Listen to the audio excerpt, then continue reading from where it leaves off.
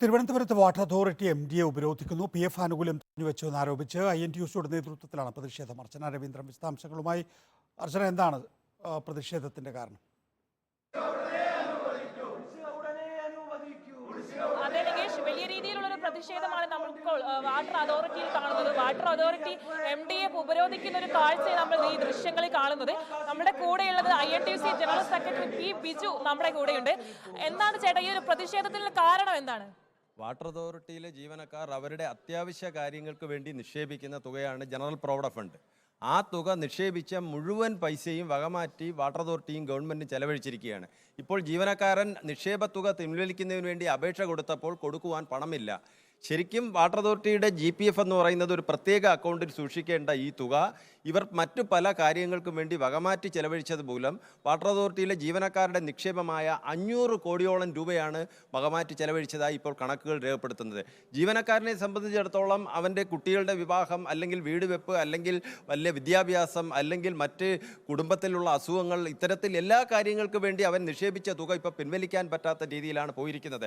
അതുമായി ബന്ധപ്പെട്ട് സമരവുമായി ബന്ധപ്പെട്ട ഒരു നോട്ടീസ് കൊടുത്തു, ഒരു ചർച്ച നടത്തുകയും ചെയ്തു.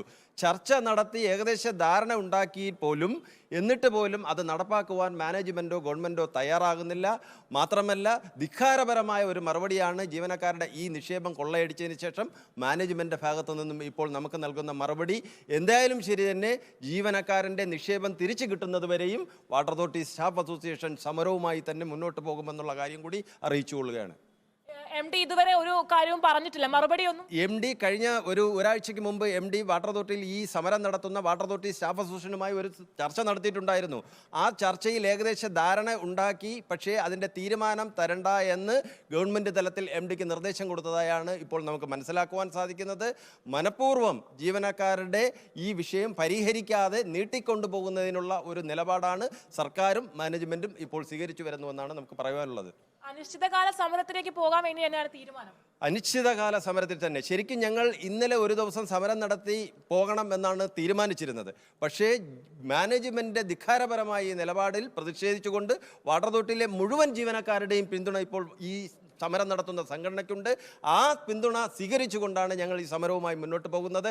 ഞങ്ങളുടെ നിക്ഷേപ തുക പിൻവലിച്ച് തിരികെ കിട്ടാത്ത കാലത്തോളം നമ്മൾ ഈ സമരവുമായി മുന്നോട്ട് പോകും. വാട്ടർ അതോറിറ്റിയുടെ ധിക്കാരപരമായ തീരുമാനങ്ങൾക്കെതിരെയാണ് ഇപ്പോൾ INTUC സമരവുമായി രംഗത്തിരിക്കുന്നത്. ഇന്നലെ വൈകുന്നേരത്തോട് തുടങ്ങിയ സമരമായിരുന്നു. ഇന്നും അതിനൊരു ശമനമില്ലാത്ത അവസ്ഥയാണ്. ഇപ്പോൾ MDക്കെതിരെ കടുത്ത ആരോപണങ്ങളാണ് ഇവർ ഉന്നയിക്കുന്നത്. ശരി, അർച്ചന രവീന്ദ്രനാണ് വിശദാംശങ്ങൾ നൽകുന്നത്. തിരുവനന്തപുരത്ത് വാട്ടർ അതോറിറ്റി MDയെ ഉപരോധിക്കുകയാണ്. PF ആനുകൂല്യം തടഞ്ഞുവെച്ചു എന്നാരോപിച്ച് INTUCയുടെ നേതൃത്വത്തിലാണ് പ്രതിഷേധം.